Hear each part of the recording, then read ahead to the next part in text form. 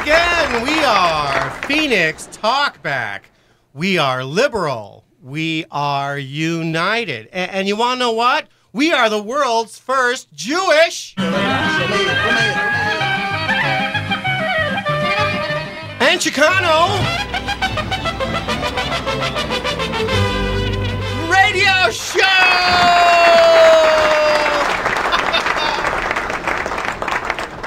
Well, I don't know about you, but gee, I'm mad.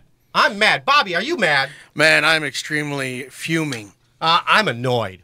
And I'm hot. I'm incensed. And I'm inflamed. I'm infuriated. I'm irate. I'm offended. I am outraged. I'm pretty riled up, man, let me tell you. About? Well, what's going on in the news, specifically about immigration, for example. We're going to be talking about that today. We're also going to have in the latter half of the program Silverio Garcia. He's with the Civil Rights Center, and we're going to try to sort out the legality of fighting discrimination. But in the meantime, here's the news.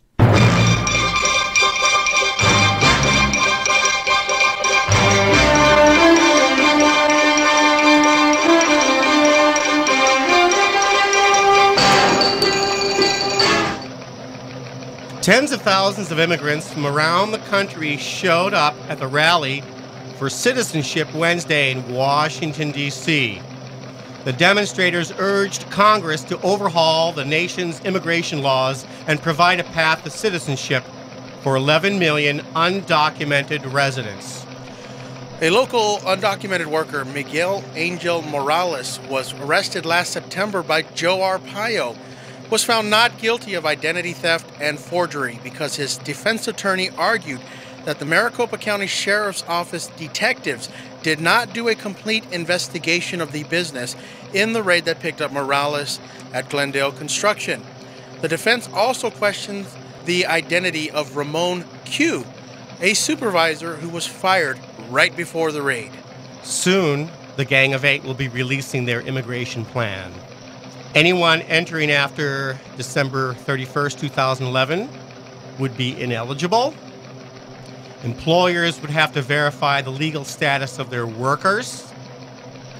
Border security would have to be boosted to cover their goal is 100% of the U.S. border with Mexico, with a 90% apprehension rate. And capacities will most likely be raised for low and high-skilled workers, and there would be an additional program made available for farm workers.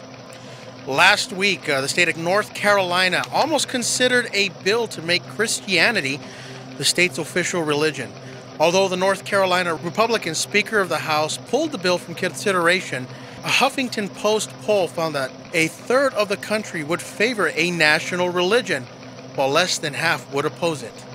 Here in Arizona, hundreds of private school teachers and daycare workers employed by religious organizations wouldn't be eligible for unemployment benefits under a proposed law backed by the Republicans in the Arizona legislature. I'm talking about House Bill 2645, which would allow religious organizations to avoid paying unemployment taxes for educational and daycare workers.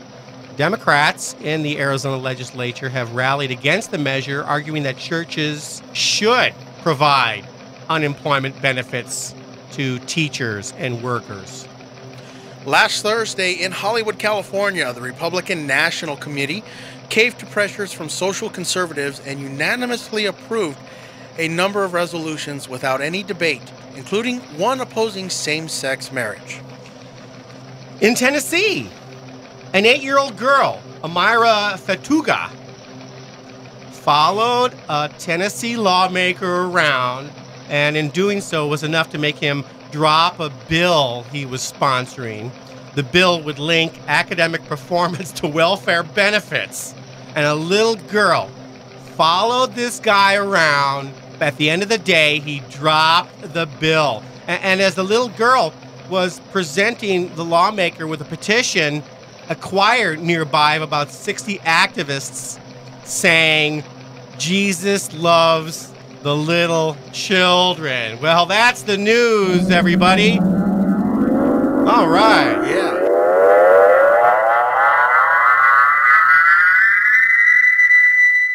And speaking about the news, we're going back to Joe Arpaio. I'm an elected constitutional sheriff. I'm the poster boy for racial profiling. The type of clothes they're wearing, their speech. We raid businesses. We arrest Latino people. They go directly to jail. That's what this is all about. I do it all the time. Arrest Latino people, send them back to their country. How do you know they don't like me? And that's the way it is. What difference does it make?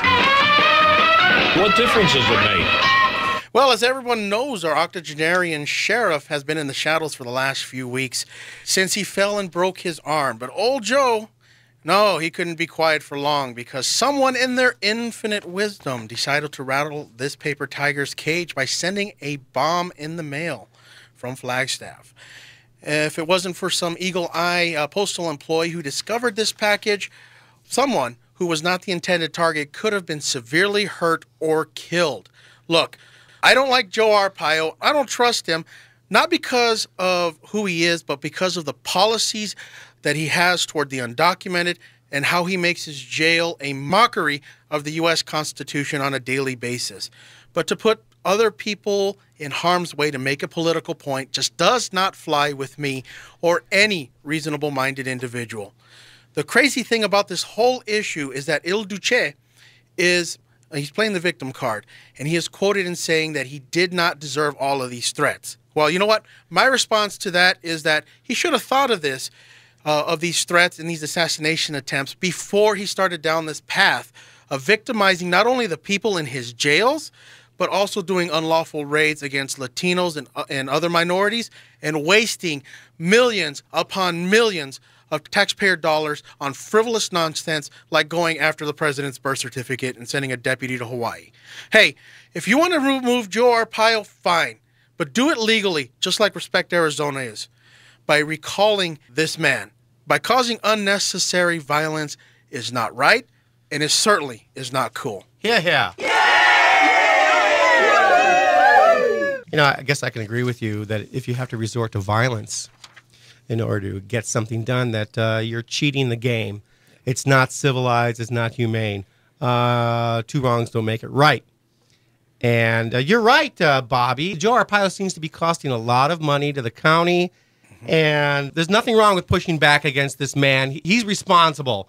Even though other people in his organization are actually pushing buttons, I would say that Joe Arpaio is responsible because, after all, he's the duly elected sheriff. The buck has got to stop somewhere. So a postal worker discovered a bomb before it got to Arpaio. And what does Arpaio do? He's trying to make hay while the sun shines. And it's not him this time sending out an email to appeal for extra money. It's there's a guy, you won't believe this, but there's a guy here in Maricopa County. His name is John Phillips Sousa IV. That's a famous name. Does that ring a bell? This guy is actually the descendant of the famous band leader and march writer John Philip Sousa. Let me see if I can imitate one of John Philip Sousa's march. I think one of them goes like this. Da, da, da, da, da, da, da, da, da, da. It doesn't matter. Okay, so John Philip Sousa IV sends out these emails. Da, da, da, da, da, da, da, da, da. And so here comes these emails. Please, oh, please send us money. Someone just tried to send a bomb in the mail. Oh, my goodness. So, and, you know, there's another thing that's been going on. Another bit of dishonor on the Maricopa County Sheriff's Office is that a guy named Morales that we mentioned in the news beat the charge of fake ID and forgery. And that's what they charge the undocumented with. It's actually just a misdemeanor if a citizen, like some kid, uses a fake ID to get beer. But when it's an undocumented person, it becomes a Class 4 felony. And that's what then sweeps them into deportation. This is what I don't understand, Lou, is that we're supposed to have equal protection under the law. How can Bill Montgomery do this to these individuals and allow this to happen? This is my question. What happens is that a lot of the nativists won't recognize the undocumented as deserving the same rights as other citizens. And that's not right because they are humans. And that's my contention against the Tea Party people who support Arpaio no matter what, is that they're lacking in a matter of humanity. Exactly. All right, guys, we're going to take a quick break and we'll be right back with Phoenix Talkback.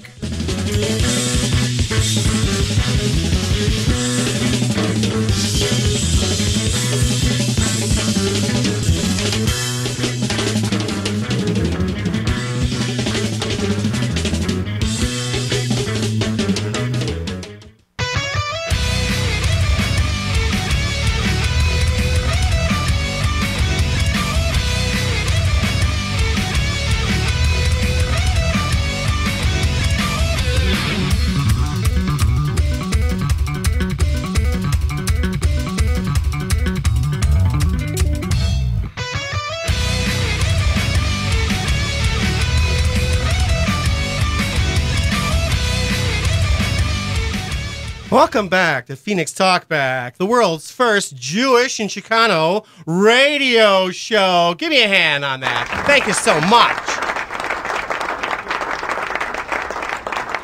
Okay, before the break, we were talking about, what's his name? Miguel Angel Morales. Miguel Angel Morales, okay? And the defense came up with a new type of defense. Basically, questioned the charges and the manner in which those charges were brought about because the Maricopa County Sheriff's Office conducted a very poor investigation. What happened was, I guess they got some anonymous tip from some guy named Ramon Q, who was fired, mysteriously fired the day before the raid, and they come in, they're looking for this Morales guy, and they sweep him up.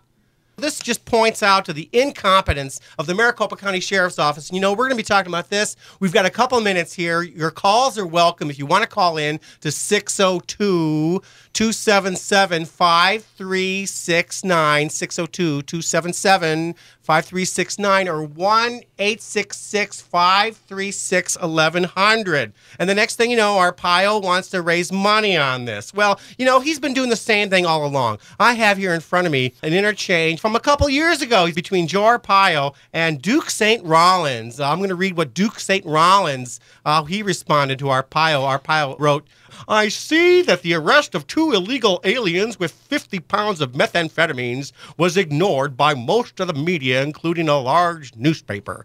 And here's what Duke St. Rollins wrote. "Maybe that should tell you that the American people are tired of this war on drugs, tired of redneck sheriffs who obsess about illegal immigrants. Maybe if you got off your, can I say fat ass on the radio? Maybe if you got your fat ass off your fat ass and did your job by investigating and arresting all the sex offenders and child molesters in Maricopa County, that would make the news. You are an attention whoring douchebag." Wow. That's very strongly worded right there. Wow. Well, you know, another thing I'd like to point out is that this raid happened down at Glendale Construction, and then someone pointed out that you never really hear about raids going against businesses who have loans with the Wells Fargo Bank. Because that's, after all, who's bankrolling Joe. That's where his office is. That's where he gets his loans. What benefit would it be to Wells Fargo Bank if Joe was going to cut down the impossibility of Fargo getting paid back by these businesses? I'd like to see what rubric they have in order to go and decide on where they're going to raid, who they're going to raid, who they plan to pick up. So what you're saying is Wells Fargo might have a thing with this? I bet someone in Wells Fargo has had a talk with Joe Arpaio and said, you know, we'd really appreciate if you don't raid any businesses that we have loans out from, because if you hurt their business, they won't be able to pay back our loan. And that makes a lot of sense. 602-277-5369. Wow, talk about corruption there, man. Let's talk about Gang of 8 immigration plan that's coming out.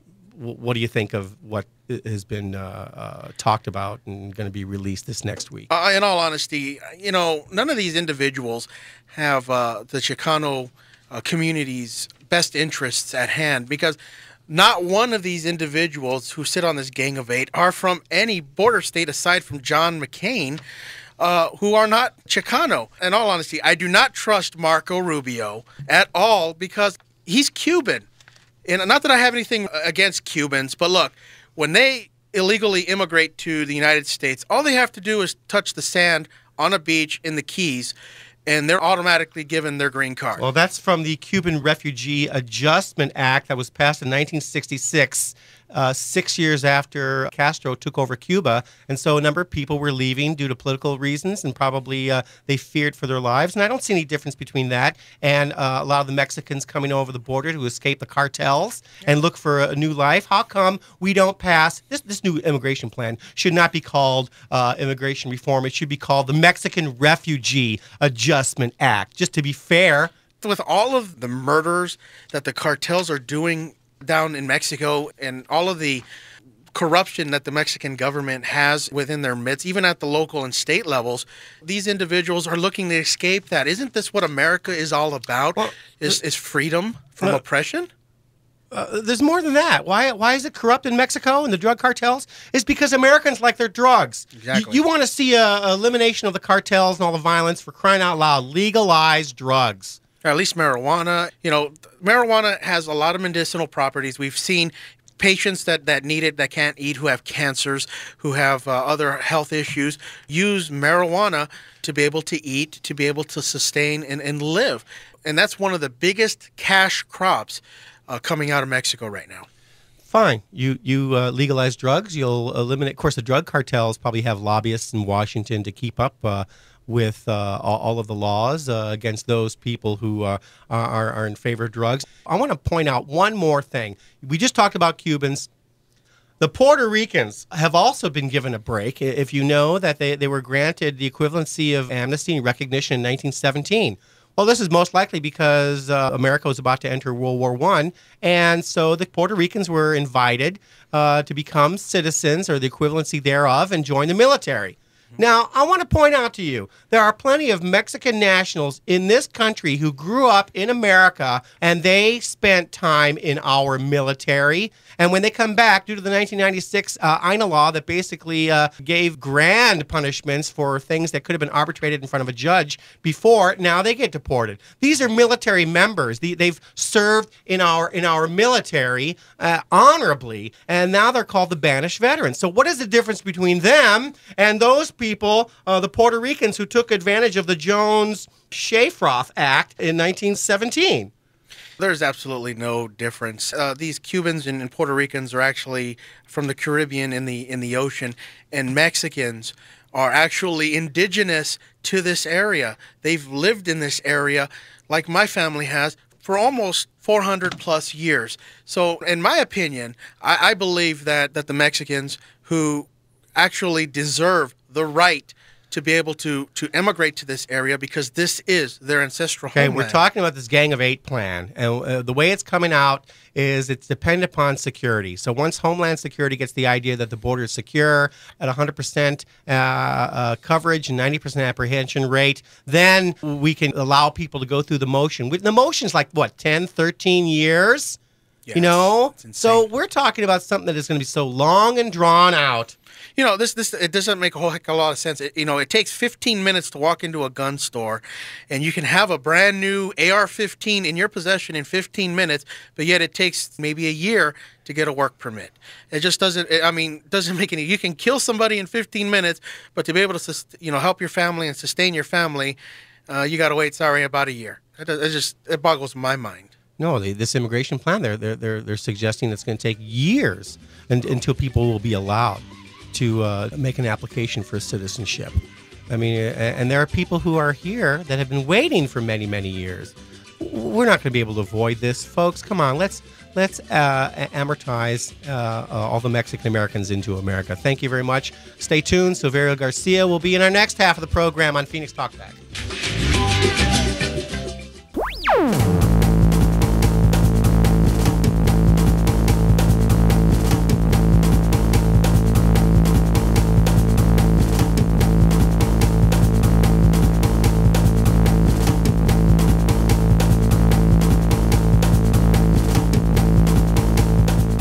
This is Phoenix Talkback. Welcome back to Phoenix Talkback, the world's first Jewish and Chicano radio show.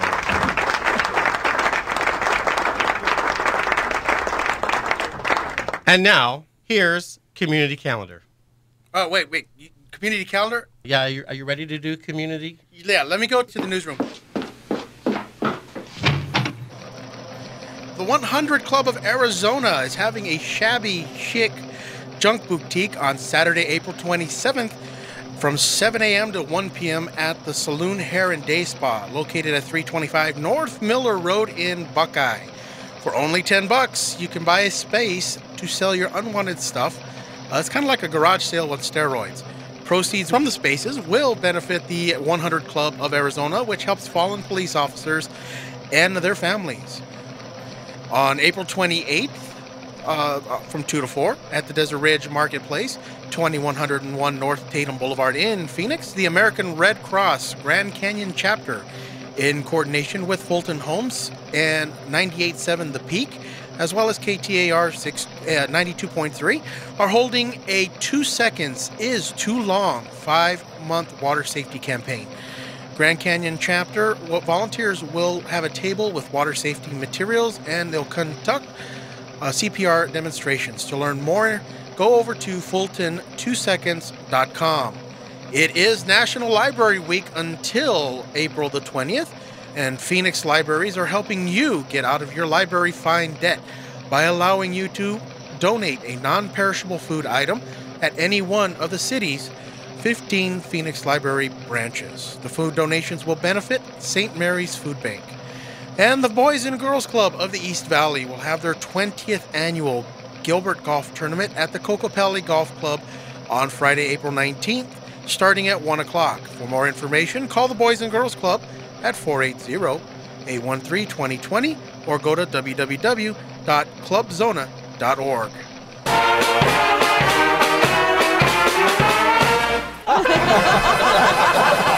Thank you for community calendar. You gotta warn me, man, when we're off the air to let me get to the newsroom. Okay, there you go. You know, I'm waiting for our guest to call in. Maybe that's him. Hello, who's there? Good morning, Lou. This is Silverio Garcia. It's Silverio Garcia of the Civil Rights Center. Welcome to the show. It's great to have you here, Silverio Garcia of the Civil Rights Center. What I find just fascinating about what you are, who you are, and what you do is that you take our existing federal law and you've been all around the state. Tell us about the Civil Rights Center and what you do. Well, in a nutshell, I founded the Civil Rights Center in 2009. The main thrust is that based on the climate in Arizona, what the Civil Rights Center does is mainly I've been researching this for about 22 years. I focus on federal civil rights law. At the same time, I encompass the local, county, and the state statutes. But overall, it's the federal law that brings equality to many sectors of Arizona, especially based on the climate that basically right now pollutes this state. You're saying it's based on the Civil Rights Act of 1964, I think specifically, as I remember, Title VII? Title VI. What you're talking about, Lou, is primarily Title VI of the Civil Rights Act of 1964. It is one of the main laws that I do research and use throughout Arizona. It is what brings equality to all residents. I usually don't talk about citizens because in federal law, we are all equal. And those entities and those individuals and those organizations that seek federal assistance, federal funding, this applies to them directly. And it is that law that is more powerful, and it is supreme to the local, county, and the state statutes, which many people in Arizona are just focused on the local stuff. But then every year, they're asking for more and more federal assistance. So you can't have it both ways. If you ask for the federal assistance, it's the federal law that is supreme in your activities. Well, why do you think it is then that Arizona continues to try to pass these laws that take it upon themselves to disregard federal law? I mean, this is very odd. Yes, but you know, Lou, I had to sit back and kind of look at that for a while, and I look at the age of these individuals in our legislature and in other sectors of Arizona. I look at their age, and that told me a lot. This mentality, this climate, this environment that has intimidated many sectors of the resident community of Arizona has been here for a long, long time. there was an issue that brought, the true Arizona legislator thoughts to the limelight, and that was the immigration issue. But that I was already into studying law and helping the community, but that immigration issue is the one that really brought all the hate and is bringing forth all the hate in Arizona. And Arizona's paying a price nationally. Mm-hmm. We can sit here and pretend, but Arizona has paid a price. But I think we're long overdue, Lou, for true equality in Arizona. And that's why I focus on the federal law, especially Title VI. There are other federal laws in the 7 different areas that I help. But it is the federal law that rules supreme in Arizona when you're talking about apples and apples at any level of government. Folks, call in. Ask Silverio Garcia of the Civil Rights Center a question here at Phoenix Talkback, which is 602-277-5369. Or if you're outside of the 602 area code, 1-866-536-1100. Now, Silverio, I got one question, one thing to say. I don't know if you've noticed, and I've been paying attention as well, that this whole mentality of violating or ignoring individual civil rights also includes those who are unable to pay fines and throwing people in jail without bond because of their immigration status. This is exactly what we're talking about in regards to how Arizona allows individual civil rights to be violated. Am I correct, too? That's correct. And it all goes back to one question. I think the public, the community, only has to ask this entity, this law enforcement agency, or whoever you're dealing with, you only got to ask one question. And the question is there federal funding? Is there federal assistance in this entity that I'm dealing with? And is the answer yes or no? And if the answer is yes, by that I mean 1 penny, 1 cent of federal funding, then what that is saying is that we're all equal. Because if you draw federal funds, you cannot go off the deep end like Arizona and start implementing immigration laws. And in all the entities that are drawing this federal assistance, we are all equal. There's no such animal as those are citizens and those are immigrants. We're all equal, and that's the way the law was written. Economically, right? Economically, we should all be treated equally economically, and some people. It's not just that. You have to be careful. You have to be careful. There are some areas where economically you can kind of stray a little, but overall, it is about residents, and I'm including immigrants, citizens, whatever label people like to put on people, colors, race. There's no difference. Silverio, can you take a call? Sure, go ahead. Okay, I'm wondering who's calling. Hello, who's there? Hi, this is Belle. Hi, Belle. You're on Phoenix Talkback, and we have Silverio Garcia of the Civil Rights Center on with us. Hi, I just have a couple of questions. One, is he a licensed attorney here in the state of Arizona? And number two, if he's not, does he plan on having a civil rights attorney on his staff with his organization? I'm just trying to find out more about him. Sure. Those are two good questions, man. First of all, no, I'm not an attorney. And what we do is we don't give legal advice. What we give is best practices and things that do work for the community. And we make it clear that this is not legal advice. We have had to go and merge and coalition with attorneys because the issues went to those levels. We've had to go to the legal side of the house, and I've turned over everything to them, and then they went into court as needed. And I'm very well aware of where the door is. As a nonprofit, our mission and goals have been reviewed federally and locally, and we do not practice law. What we do is we provide a service for free for the community. I think attorneys, the first thing they charge you is money. That is not what we're about. We provide a service for free. I have 18 years of doing that, and just recently we're gonna create an organization. And to answer your second question, part of the organization, the board has approved it. I'm going to create the organization, and there will be a legal arm as part of the organization, which the board will govern. And I will not have anything to do with it, because I'm not an attorney, and I want to be very clear with that I'm not over in that world. And but those are good questions. Thank you. Okay, thank you. Thank you. All right. And you have been effective, as I've noticed. Last year, you brought your skills and attention to the Tucson Unified School District. Oh yeah, we as a matter of fact, Lou, just to inform the community, I did the Tucson Unified School District issues from my home here in Glendale. I never even went before even filing 3 federal cases for the community's information. One of the 3 cases just got resolved, and we were correct, and they're going to make changes. And we're waiting on 2 federal cases against the Tucson Unified School Board because of not what they did is mainly, but how they did it.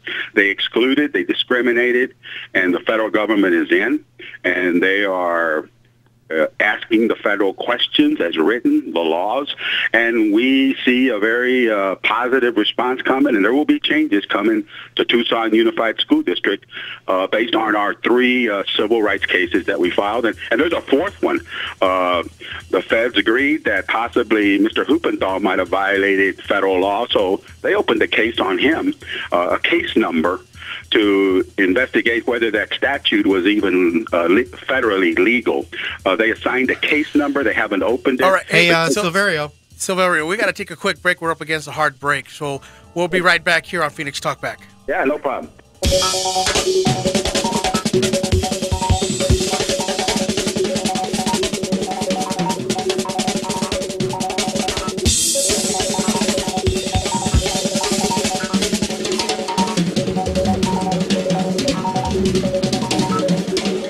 Okay, welcome back to Phoenix Talkback. We have Silverio Garcia of the Civil Rights Center on with us, and you're welcome to call in at 602-277-5369 or 1-866-536-1100 if you're outside the 602 area code. And yes, Silverio, you want to continue?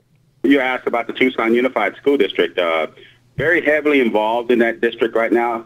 As a matter of fact, I contacted the district after discussion with my board, and we have asked to possibly meet with the people that are now running Tucson Unified. And the fact that the superintendent, I think he's resigning here. He's resigning, and that was all political. So we're willing to sit down and possibly have some good discussions with those, the powers to be, because I'm getting ready to kick out a training program statewide, and I'm targeting those high school students and junior high students and the community members, and I see nothing but more civil rights complaints being filed. So I would think that those that are in control of Tucson Unified would like to sit down and at least see and work together, because we're not going to let up. We're going to defend the community. Well, before you talk about your training program, I'd like to ask you, you've also had the Maricopa County Community College system in your sights. Yes, we just recently won a federal case of discrimination against Maricopa County Community College District. It took 19 months, but if you look at the federal resolution that I received, it is clear that Maricopa County Community College District, the largest community college district in the United States, discriminated against those who do not speak English, discriminated against high school students, violated Plyler versus JD and many other laws. And right now, Lou, we're meeting with the community, and we're going to go to the board and ask, can we talk? Can we sit down and deal with this plethora of issues, or does it have to be cats and dogs? I would hope not. Well, they did one thing. They added a translator, did they not? That's one thing that they did. Well, they kind of piecemealed it.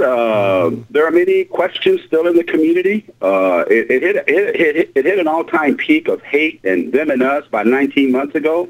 Fortunately, I captured it all.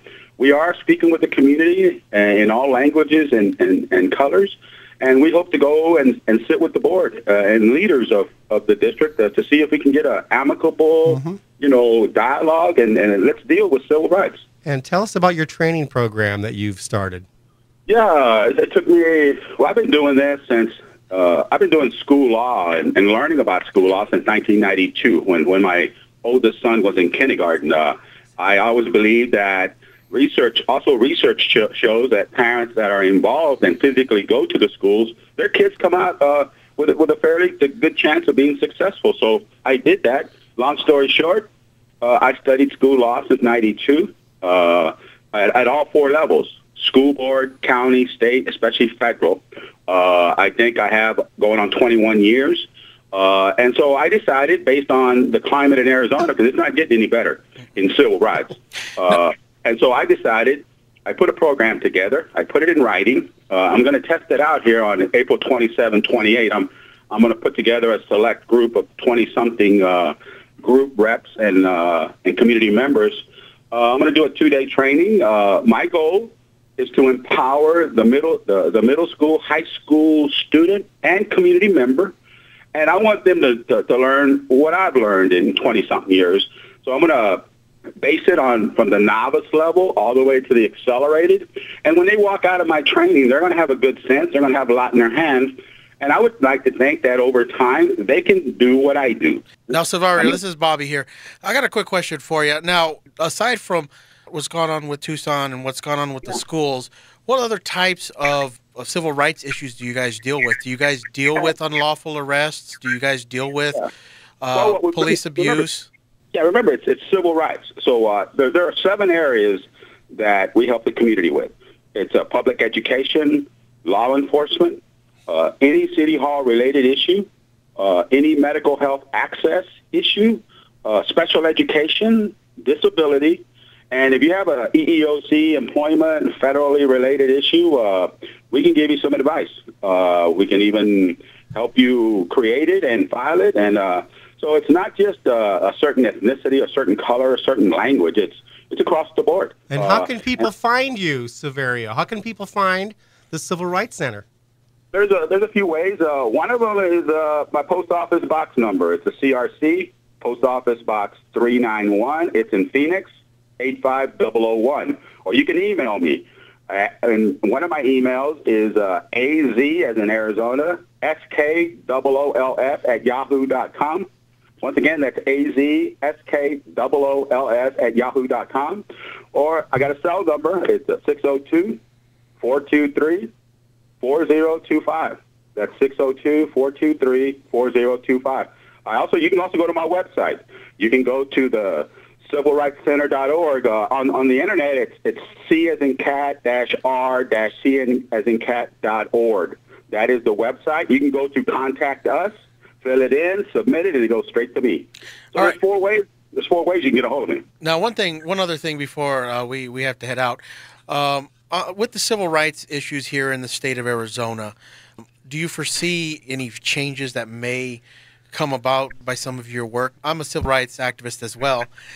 Some of the stuff that I've seen dealing with local governments, specifically Coolidge in the city of Mesa, it's frustrating. How do you get your points made? I think what he does is he basically threatens their federal funds. Well, I think what the people will find out in my training is that you don't need a group. You don't need 1,000 people behind you. One person can make a difference. If you go at it from a federal level, once you understand federal funds brings the laws, and then you go look at those set of laws that they signed for, and then go at it from that perspective, your frustration is very limited. A lot of people go at it from a local, county, and a state level. They run them around for weeks, days, months, years, and get nothing done. Oh, no, nothing talks more loudly than money. You know what I mean? Money. And that is what they are threatened with when the federal government gets to intervene. The first thing they threaten them with is we're going to stop, seize, or limit your federal funds, and/or we're going to sue you in the Department of Justice. That's a give me. That's a standard blur when the feds come. People start to listen. When they put them under oath, they raise their right hand, they show them a badge. People start realizing, oh, wow, maybe there's something I don't know about, federal funding and the community. Silverio, we have about a minute left. Yeah. Oh, I'd like to thank you for coming on to the show this weekend. It's fantastic for you to come on. Thank you. Hey, no problem. I appreciate it. I'd like to thank the Lord for allowing me to give me these abilities. And second, I'd like to thank the studios there at Phoenix Talkback. And got a long ways to go in Arizona. But I can tell you, it's starting to come around, because once I educate the masses, you can empower the community. Yes. Thank you very much, Silverio. I appreciate you being on Phoenix Talkback today. Thank you. Have a good one.